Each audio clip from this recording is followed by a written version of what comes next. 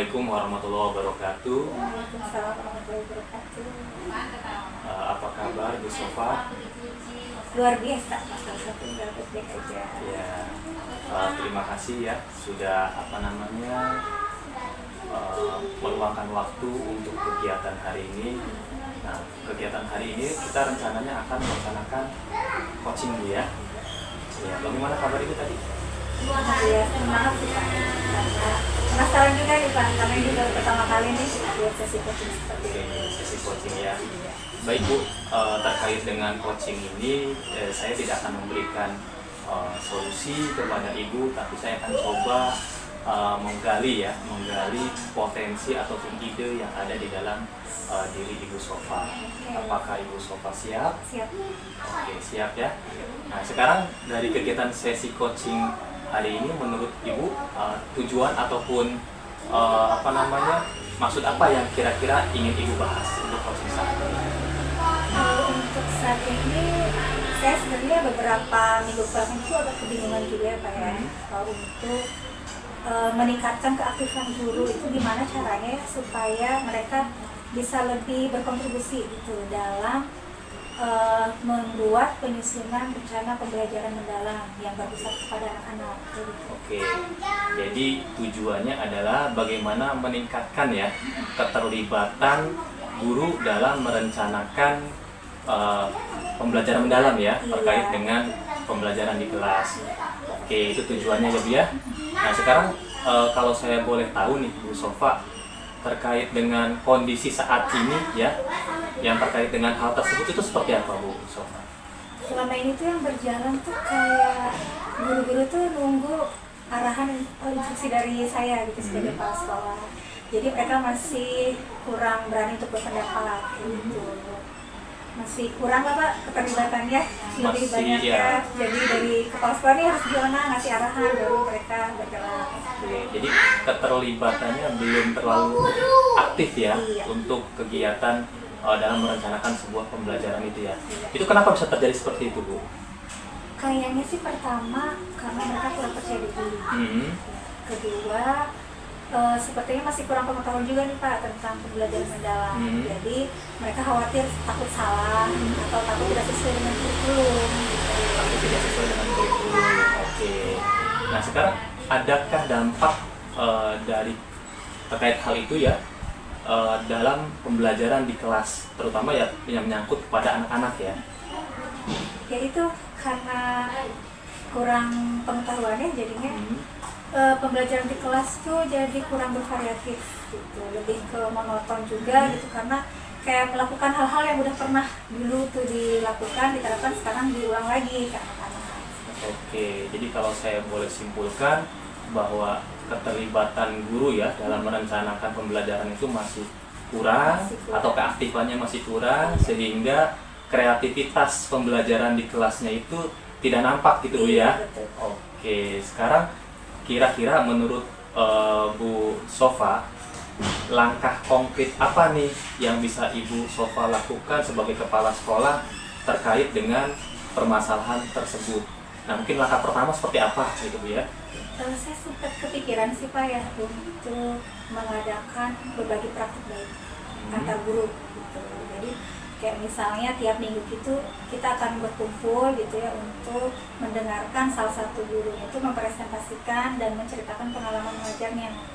Oke, jadi praktik baik ya. Iya. Nah, langkah teknisnya seperti apa Bu Sofa kegiatan tersebut?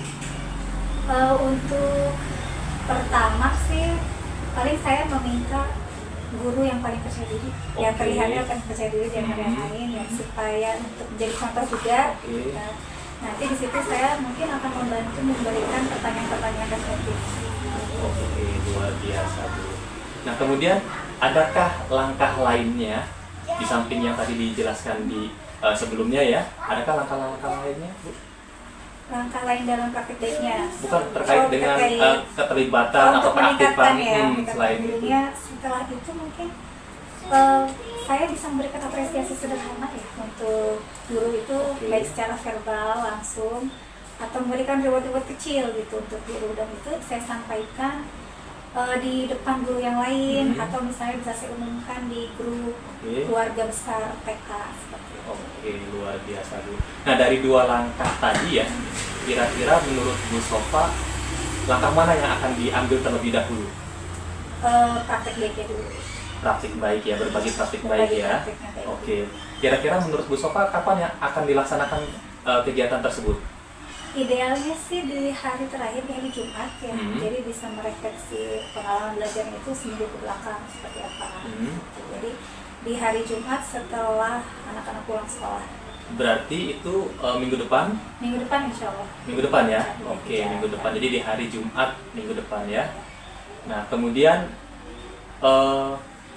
bagaimana kira-kira menurut Ibu ya, apakah kegiatan tersebut kira-kira bisa terlaksana dengan baik atau tidak?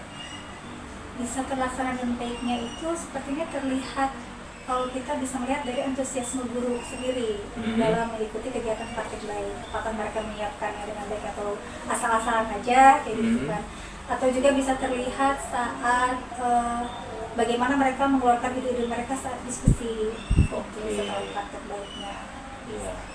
Harapan Ibu seperti apa dari kegiatan tersebut? Ya, harapan saya bisa mengambil guru-guru semua bisa mengambil pelajaran dari berbagi praktik baiknya, jadi bisa diterapkan nanti setelah mereka berbagi praktik baik itu tercetus ide-ide yang lebih kreatif lagi gitu. Jadi saat penyusunan perencanaan pembelajaran bisa lebih lancar lagi. Oke, luar biasa. Jadi harapannya tadi ya, harapan yang kira-kira dari kegiatan tersebut ya bisa menghasilkan ya keterlibatan yang baik, yang positif ya kepada guru-guru ya. Nah, oke, luar biasa Bu Sofa. Kemudian terkait dengan kapan kita bisa bertemu lagi ya terkait dengan untuk kegiatan, membicarakan kegiatan tersebut hasilnya seperti apa? Mungkin setelah 2 kali pertemuan berbagi praktik baiknya ya Kak, sekitar 2 minggu lagi. Oke, 2 minggu lagi kita akan melakukan refleksi Bu ya dari hasil kegiatan tersebut. Oke, luar biasa Bu Sofa. Saya mengagumi komitmen Ibu ya terkait dengan rencana-rencana aksi yang akan dilaksanakan nanti. Semoga hasilnya lebih baik dan ini juga menjadi apa ya istilahnya menjadi hal positif untuk guru dan anak-anak di TK Permata Safira. Nah, terakhir Bu Sofa, adakah hal-hal yang ingin disampaikan terkait dengan kegiatan sesi coaching kali ini? Dengan sesi coaching kali ini menyadarkan saya kan, misalnya sebenarnya solusi dari permasalahan yang saya hadapi itu ternyata ada gitu di benak saya, tapi sepertinya saya perlu pemicu atau trigger gitu ya untuk bisa mengeluarkan ide-ide ini bisa dijabarkan dengan secara lebih detail seperti itu. Oke, terima kasih banyak Bu Sofa untuk sesi coaching kali ini. Kita cukupkan ya Bu Sofa ya. Kita nanti ketemu lagi di 2 minggu lagi ya. Semoga Bu Sofa dalam keadaan sehat walafiat.